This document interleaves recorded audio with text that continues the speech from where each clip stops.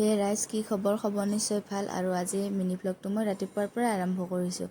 অৱশ্যে এই মিনি ব্লগটো 4 এপ্ৰিলৰে আছিল আৰু মই আজিহে আপলোড কৰিলোঁ। আজি ওলাইছোঁ এঠাইলৈ, মোৰ ফ্ৰেণ্ড এজনীৰ ভণ্টিৰ তুলনি বিয়াৰ পাৰ্টি আছিল আৰু আমি আহি পালোঁ আৰু ইফালে ৰঙা চাহ খালোঁ বাৰু।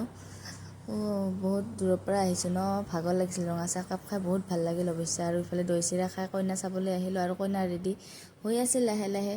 আৰু এতিয়া মেকআপ কৰিব আৰু কইনাই বোলে প্ৰথমতে পিন্ধা কাপোৰযোৰে ইমান ভাল নালাগিল কইনাৰ। তাৰপিছত আৰু চেঞ্জ কৰি সেইযোৰ পিন্ধিলে আৰু ইফালে আমি আহিলোঁ ভাত খাবলৈ। আৰু ভাত পানী খাই লৈ ঘৰলৈ বুলি যামগৈ আৰু লাহেকৈ।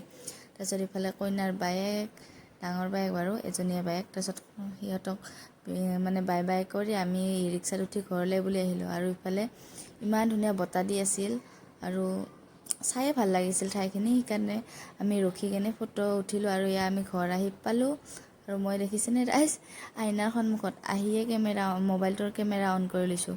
তাৰপিছত আৰু ইফালে আবেলি এনেকৈ আমি গোটেইকেইজনীয়ে বহি লৈছোঁ। আৰু আজিলৈ বাই বাই। ভিডিঅ'টো ভাল লাগিলে লাইক, কমেণ্ট, শ্বেয়াৰ আৰু ছাবস্ক্ৰাইব কৰিব।